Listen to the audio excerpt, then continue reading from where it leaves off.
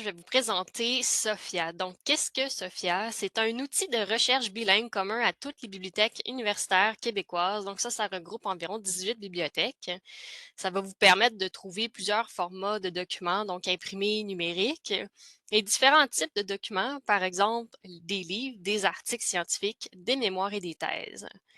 Donc, on recommande en fait la recherche par sujet dans Sophia, surtout pour des livres.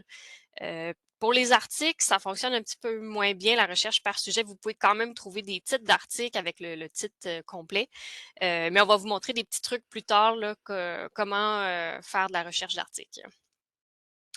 Donc, comment on accède à Sophia? Donc, Sophia, c'est directement sur la page d'accueil. Donc, vous pouvez le trouver ici. On le voit, c'est inscrit Sophia. Donc, la barre de recherche, ça vous amène directement dans Sophia ici. Euh, donc, on va faire un petit exemple ensemble pour voir quel genre de résultats on peut obtenir quand on fait la recherche. On va chercher un livre. Je vais sélectionner à ce moment-là l'onglet livre pour obtenir ce type de document. Puis, juste pour vous montrer, ici, on a plusieurs types d'index. Donc, on peut chercher directement par titre, auteur, sujet, mais à ce moment-là, on va chercher vraiment un mot-clé de façon plus large. Donc, je vais chercher des livres sur les biomédicales optics, ici. Puis, pour lancer la recherche, on fait rechercher avec le bouton. Donc, c'est important, en fait, de chercher avec des termes en anglais. On peut mettre des termes en français, il n'y a pas de problème, ça fonctionne aussi, la recherche dans Sophia, mais c'est surtout important des termes en anglais parce que la documentation scientifique, elle est majoritairement en anglais. Donc, assurez-vous de bien traduire vos termes à ce moment-là. Donc ici, on obtient, avec cette simple recherche, 511 résultats. Dans Polytechnique Montréal, c'est indiqué plus haut. Puis, on peut voir ici sur le côté que c'est bien Polytechnique Montréal qui est sélectionné. Donc, en fait, ça ici, on a aussi d'autres petites options. Donc, on peut chercher justement dans ce que je vous parlais, le partenariat des bibliothèques universitaires québécoises. Donc, on pourrait chercher seulement dans le réseau si on ne trouve pas quelque chose à Polytechnique. Ou sinon, on peut élargir notre recherche et chercher dans les bibliothèques à travers le monde. Puis à ce moment-là, pour obtenir un document, ça sera avec notre service de pré de bibliothèque qu'on va vous présenter un petit peu plus tard. Donc, si on continue à gauche, un peu plus bas dans les facettes, on peut restreindre la recherche selon plusieurs critères, donc de format. Donc là, en ce moment, on remarque qu'on a seulement des livres. Donc, vu qu'en fait, on avait utilisé l'onglet livre, mais si on avait choisi l'onglet tout, à ce moment-là, on aurait plusieurs types de documents. On va le voir un petit peu plus loin. Puis, plus bas, vous avez d'autres façons de restreindre la recherche par année, la langue, etc. Il est possible aussi de faire un tri dans vos résultats que vous obtenez. Donc, le tri, c'est tout en haut ici. Donc, il y a plusieurs types de tri. Donc, les premiers trois exemples ici, c'est des tris par algorithme. Mais tout dépendant de comment on veut organiser nos résultats, on a aussi des tris par les index ici, le critère qui est mentionné. Puis, tout au long de vos recherches, si vous avez des questions, on a un bouton pour le clavardage qui est toujours disponible pour vous. Donc, n'hésitez pas si vous avez des questions en ligne pendant que vous faites des recherches. Donc, c'est ça pour l'interface dans Sophia. Donc, on va passer peut-être un peu plus aux résultats maintenant. Qu'est-ce qu'on a obtenu avec notre recherche? Donc, d'abord, j'attire votre attention sur le surlignage en jaune. Donc, les mots que j'ai cherchés, en fait, dans Sophia, ici, vont être surlignés en jaune. Donc, on voit que j'obtiens aussi les mots séparément, donc optique, puis on voit aussi que j'ai biomédical et les deux ensemble. Ensuite, dans nos résultats, on a obtenu, en fait, on a des livres numériques. Donc, l'accès en ligne se fait tout de suite à partir du bouton directement. Puis pour trouver des livres papier, on peut les repérer en fait dans les résultats par leur localisation qui va être indiquée. Ici, la section de collection générale, la disponibilité qui va être aussi indiquée et les modalités de prêt. Donc, vous pouvez repérer, vous avez aussi la mention livre imprimé, visuellement, vous pouvez le voir de cette façon-là. Donc, je vais revenir à la page d'accueil. Puis si on trouvait, par exemple, que 511 résultats, c'est beaucoup, on peut réduire en utilisant des guillemets. Donc, je vais faire la même recherche, mais en utilisant les guillemets qu'on appelle recherche par expression exacte. Donc, cette fois, on va chercher seulement les mots biomédical optique, mais ensemble. Donc, ils sont côte à côte dans le texte. On va voir avec les mots soulignés ce que ça veut dire exactement. Je vais lancer la recherche. Donc maintenant, j'ai 38 résultats. Comme on a vu plus tôt ici, encore les mots soulignés biomédical optique, mais vous allez voir que maintenant, c'est seulement l'expression biomédical optique qui va nous sortir comme résultat. Donc, c'est une façon vraiment simple de préciser là, votre recherche puis de réduire le nombre de résultats possibles. Ensuite, je vais vous montrer une autre façon si vous voulez pousser un petit peu plus loin votre recherche dans Sophia. Donc, sur la page d'accueil, vous allez trouver le bouton de recherche avancée. On va aller voir ça ici. Donc, vous avez plusieurs boîtes de recherche et beaucoup plus d'options pour préciser votre recherche. Donc, dans les index, ici, on voit qu'on a une multitude d'index disponibles. Vous pouvez ajouter des boîtes. Donc, il est quand même possible d'aller faire une recherche assez développée là, à partir de la recherche avancée. Donc, ici, en fait, je vais faire seulement un petit exemple. Par exemple, si vous cherchez un livre et vous vous souvenez seulement de quelques mots-clés du titre, mais pas du titre complet, et peut-être du nom de famille de l'auteur, vous pouvez faire cette recherche à partir d'ici. Il est possible aussi d'avoir des restrictions d'années, puis de les indiquer tout de suite avant de lancer la recherche, mais on peut le faire aussi par la suite. Donc, je vais lancer ici comme ça.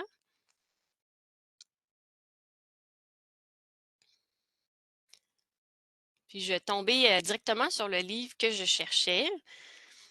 Donc, on voit que dans la recherche plus haut, dans Sophia, dans la barre de recherche, maintenant, les critères qu'on a demandés sont maintenant combinés avec les opérateurs booléens. Puis, ça nous donne les résultats suivants. Cette fois, je vais attirer votre attention aussi, puisque j'ai passé par la recherche avancée, je n'ai pas sélectionné l'onglet livre, donc maintenant, j'ai d'autres types de documents qui s'affichent. Parfait, donc on va passer à la notice ou la fiche du document. Donc, les premières informations que vous allez voir en ouvrant la fiche, c'est le titre, les auteurs, le format du document avec son édition et l'éditeur. Toutes ces informations-là se retrouvent au début de la fiche. Vous avez aussi 3 boutons qui peuvent être assez utiles. Donc, je vous présente le premier donc pour la citation. Donc ici, vous avez la possibilité de voir s'afficher la citation du livre dans un style choisi ici. Donc, pour l'instant, j'ai choisi APA 7e édition. Par contre, ici, la citation, il y a malheureusement des erreurs qui s'y glissent, donc il faut toujours s'assurer d'aller vérifier dans nos guides sur le site de la bibliothèque pour confirmer que la citation est correcte. Comme par exemple, ici, il y a une erreur parce qu'on a 2 fois le même nom d'auteur. Donc, toujours vous assurer de vérifier, mais ça vous donne quand même une idée de comment elle devrait s'afficher. Ensuite, on a le bouton partager pour obtenir l'hyperlien de la page et le bouton enregistrer pour enregistrer des notices. Donc, vous avez plusieurs options en vous connectant dans votre compte en ligne. On va les voir à la fin, je vais vous présenter. Donc, si on va un petit peu plus bas dans la fiche, vous avez vraiment la description complète du livre. Tous les mots qui sont soulignés de cette façon et cliquables, vous allez pouvoir en fait trouver des documents qui portent tous les mêmes mots qui ont été ajoutés. Donc, Drinking Water, si je clique, je vais obtenir tous les livres là, qui ont ces sujets-là. Ici, donc on peut les voir déjà.